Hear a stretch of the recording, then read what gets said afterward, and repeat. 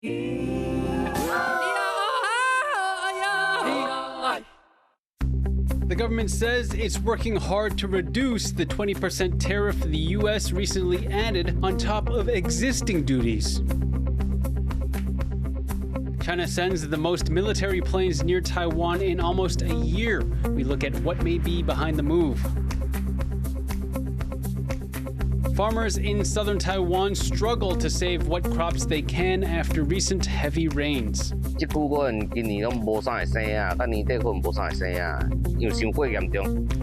Plus, I'm here at Taiwan Spectrum, an exhibition in Osaka, to see and hear what it has to offer.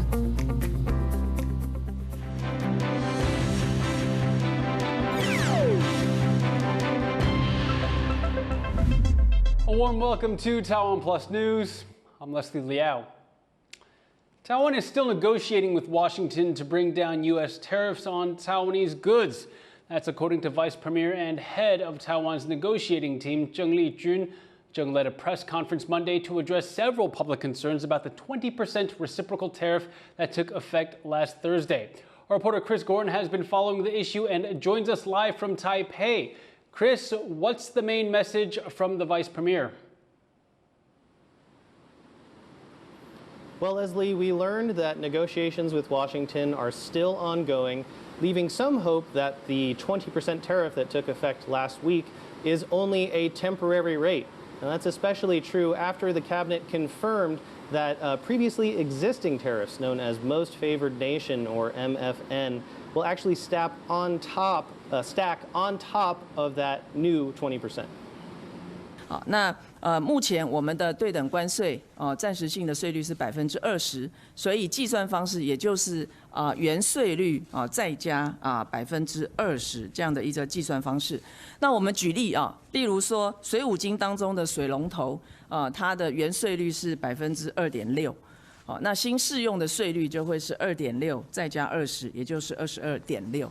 Now, Zheng really emphasized that the government's goal is to get the lowest tariff rate possible and to make sure that that rate is a flat rate that doesn't stack. So if it's 15%, it's 15%, end of story. Now, of course, most of Taiwan's trade deficit with the U.S. doesn't come from water faucets, but from semiconductors, from chips, which account for about 90% of the trade surplus value, according to Zheng.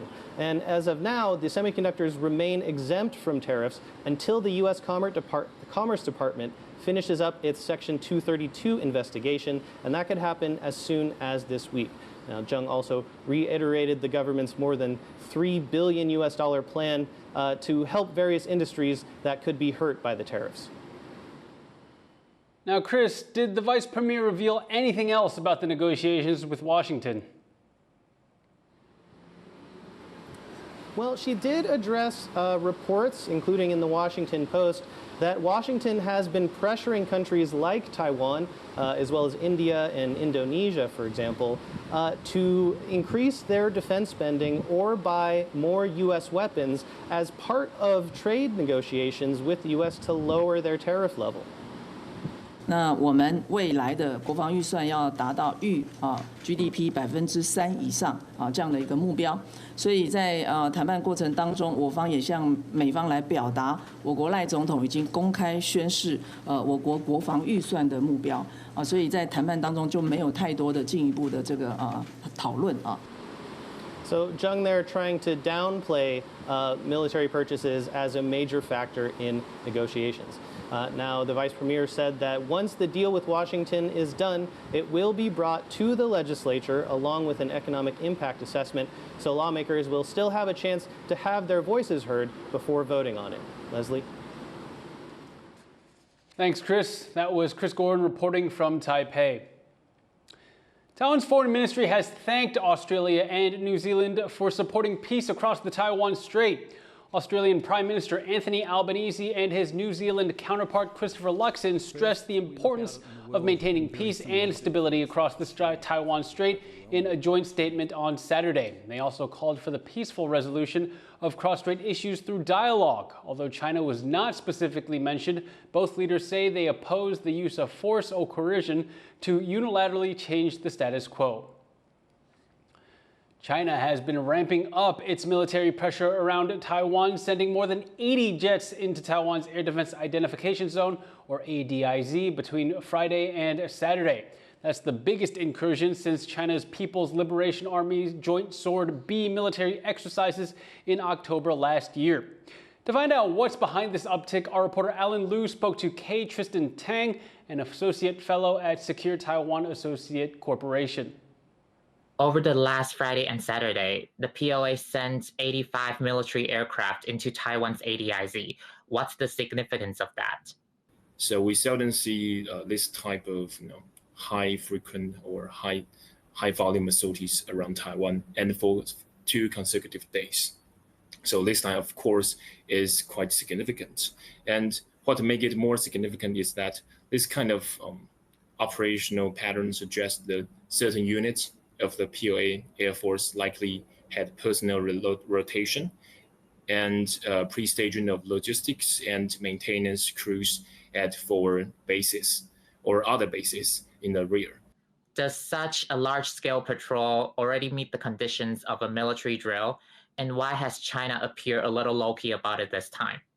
The definition of this type of drills is actually a certain types of exercises, but has not reached the level or complexity of a true exercise. It will require more personnel, more logistics, more settings, more planning to execute a exercise. And we all know that the time between June to October is the peak time for PLA to launch their military exercises. So this type of large-scale military operation around Taiwan is expected. So China often launch a joint combat readiness patrol once a week. Taiwan's defense ministry says it has been closely monitoring and responding to these activities. But are there any other practical measures Taiwan can take to counter Chinese gray zone tactics like this? To be frank, if the war did not happen, we can do very limited things to really deal with them. So what we can do is to get prepared. For example, back in March, they launched 2 joint combat readiness patrol in a single day. And our Ministry of National Defense launched a immediate combat readiness drill. And if I remember correctly, for about 4 to 5 days. So it implies that our MND also preparing for this kind of, you can say, gray zone operation, or can say the military operation, and have potential to transform from drill to a war. That was defense analyst Tristan Tang from Secure Taiwan Associate Corporation. A local court recently acquitted 2 political party leaders suspected of taking orders from China to interfere in Taiwan's elections. Prosecutors say they will appeal that decision. Taiwan currently has 75 active political parties. One of them is the Taiwan People's Communist Party, or TPCP, which has recently come under scrutiny from prosecutors. The party is aligned with the Chinese Communist Party's stance that Taiwan is part of China. Prosecutors allege that party chair Lin De-wang accepted money and instructions from the CCP in an attempt to sway Taiwan's elections. They also say that the TPCP's vice chair Zheng Jianxin became a conduit for China's attempts to influence elections when he ran for Taipei City Council in 2022. The money was allegedly used for political rallies and protests, which would violate anti-infiltration and election laws. Zheng denies the accusations. 搞针对，当然我会觉得很委屈啦，没有受中国共产党任何的指示。第二个，没有拿任何共产党的钱。A district court has found both Ling and Zheng not guilty, as the alleged Chinese-funded activities happened before Taiwan's election authorities officially posted Zheng as a registered candidate. So the party's actions did not violate anti-infiltration laws. Prosecutors say they will appeal that verdict. 本署检察官针对林姓被告等人违反反渗透法一案，任法院判决违背法令，认适用法维护，依法提起上诉。This is just the latest in a series of cases where prosecutors and court judges are at odds over what constitutes a violation of the country's anti-infiltration laws, which some experts view as being too narrowly defined. At a time when Taiwan is under constant threat of Chinese infiltration, authorities here are cautious about Beijing's efforts to influence the country. Justin Wu and Leslie Liao for TaiwanPlus.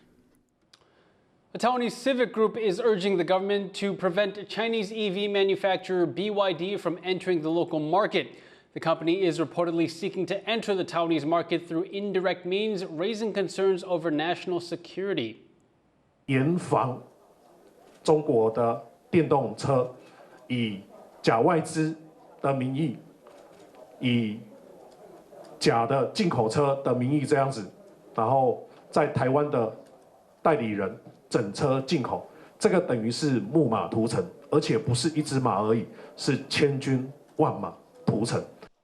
The group called for the government to establish a country of origin review system to carry out cross-ministry cybersecurity and national security risk assessment, and a thorough investigation into Chinese-funded enterprises' hospitality and lobbying records. Taiwan's laws prohibit fully assembled Chinese vehicle imports. Taiwanese officials are demanding action after reports that a military pilot leaked President Lai Ching-te's flight schedule last year. 这已经严重影响到我国的国安，那甚至是包含元首的人身安全都受到影响，行政调查、司法调查都必须要去追究，绝对不可以宽待。 Reports say that last May, an Air Force captain was found using an unauthorized camera phone inside a military compound. He allegedly photographed the flight schedule for President Lai Ching-te, then uploaded it to group chats. The Air Force says his actions violated regulations, and he has been punished according to the military's information security rules. Heavy rain brought by Tropical Storm Koumei at the end of July caused severe damage to some of this year's harvest in southern Taiwan. With Mid-Autumn Festival coming up, a national holiday famously celebrated through food, shoppers may see a significant price hike for seafood and fruit crops from the area. Irene Lin has the story. Farmers scoop up pile after pile of dead clams out of these coastal aquafarms in the southern county of Yunlin. After Tropical Storm Koumei brought torrential rain just 2 weeks ago, killing this year's batch. 咱正常咧放是拢伫个度8到2度半一坎，这阵啊就是雨落了伤济了啊，骨体拢无上度。 Yunlin County supplies nearly half of the country's clams, about 32,000 tons each year. With Mid-Autumn Festival coming up in early October, when people celebrate food traditions, farmers are expecting a surge in food prices as harvests dwindle. Officials say they're still collecting data on the scale of the damage. 一般文蛤都是延迟性的灾害，因为它那个水质改变下一下比较多，所以我们现在是在等各单位来通报。如果他们发现有农损的部分有文蛤大量快速死亡的话，还是到公所通报。On mango and dragon fruit farms in neighboring Changhua County, flooding caused by downpours throughout July has caught up to the harvest season. About half of the crop has gone to waste. The damage is long-lasting, with floodwater spoiling tree roots.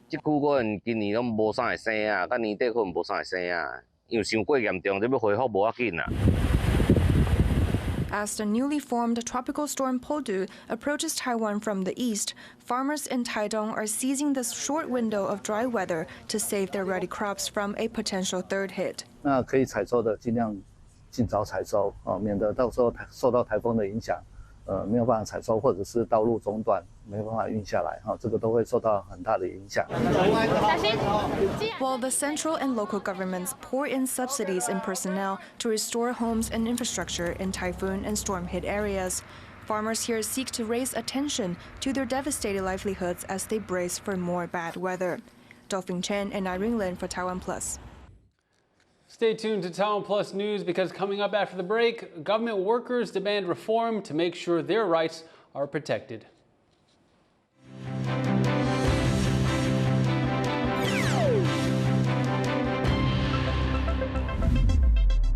This month's top hits on TaiwanPlus. This is the summer you've been waiting for. Shall we get ready today? Take me to your summer days. I love it. It's perfect for summertime. It's very pretty. It's just hotter. Louder. Wow, that was amazing. Yes. And tastier. This is a must-have. Perfect treat for summer. What makes it unforgettable is who you share it with. Whether you're looking for something exciting or some romance. This really makes my day. From Monday to Friday, all you desire this summer, we've got you covered. Are you ready? Follow me. Vibrant and original programs exclusively on TaiwanPlus.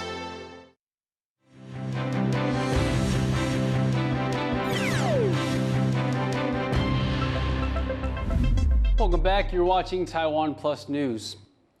The third televised debate on whether to reactivate a nuclear plant was held on Monday. The debaters revisited problems surrounding nuclear waste and the Taiwan Power Company's deficits, but mostly focused on whether the nuclear power plant in question can withstand major earthquakes. 核三厂1号机的7涡轮发电机厂房，竟然就直接盖在恒春断层的剪裂带上。什么是剪裂带？它不是单纯地震时会左右摇晃的地方，而是地层滑动时，地层会被扯裂的破碎带。也就是地震发生时，厂房可能因为地层的错动而直接被撕裂成两半。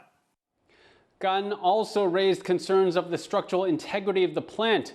On the pro-nuclear side, Huang Sixiu, founder of Nuclear Mythbusters, questioned the scientific backing of Gan's claims and says the structure has been strengthened according to international standards. 核三厂原始设计可以承受0.72 G， 你们说不够，要按照美国这个 SHIP Level 3评估啊，台电真的去做了加固，现在可以承受1.384 G， 7级大地震是0.4 G 而已啊。Two more debates involving lawmakers, activists, and a tech industry leader will take place this week ahead of the August 23rd referendum.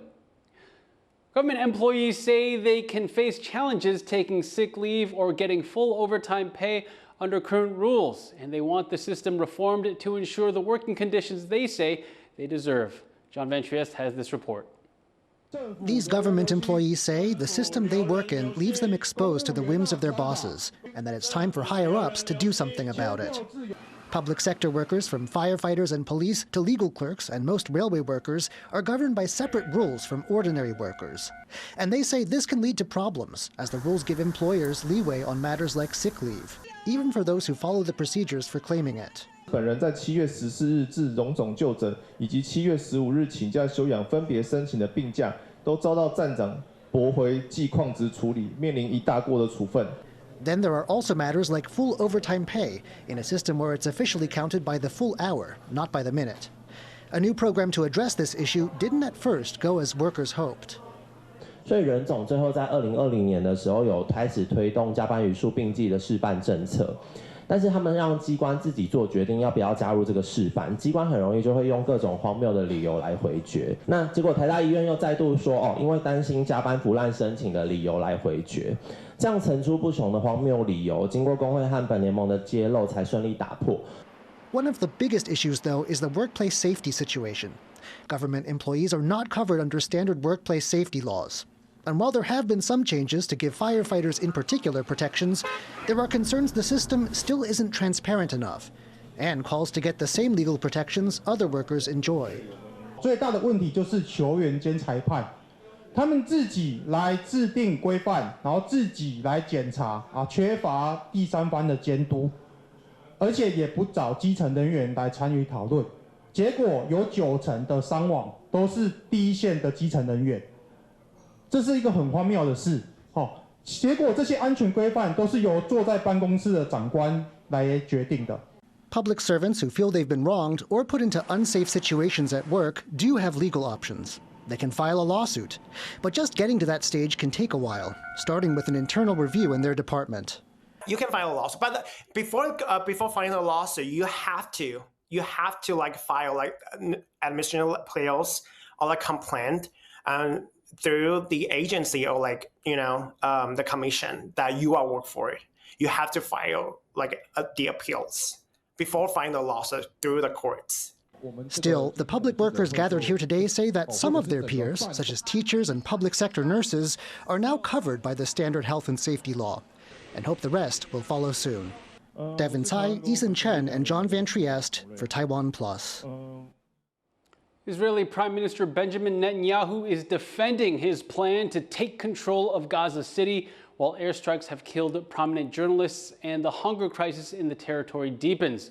Netanyahu's plan drew heavy criticism from the UN Security Council, with the UK, France, and others saying it would violate humanitarian law and lead to mass starvation and displacement. The US backed Israel's position and blamed Hamas for the ongoing conflict. Meanwhile, in Gaza City, an Israeli airstrike killed 5 Al Jazeera staff, including correspondent Anas al-Sharif. Israel claims al-Sharif was a leader of a Hamas cell, but the news outlet says the allegation is baseless. Netanyahu's latest announcement has created a deep divide within Israel, with thousands marching in Tel Aviv over the weekend to protest against the expanded military campaign. A Chinese Navy warship and a Chinese Coast Guard vessel collided while pursuing a Filipino patrol boat Monday morning, according to the Philippine government. The collision happened near the disputed Scarborough Shoal in the South China Sea. Manila says its vessels were distributing aid to fishermen in the area when the incident occurred. China confirmed that a sea confrontation took place but did not mention the collision. The Scarborough Shoal has been a flashpoint for the two countries since 2012. An exhibition in Osaka is showing the true colors of Taiwan in a unique way. Our reporter Sandy Chi was at the event to find out what is on display.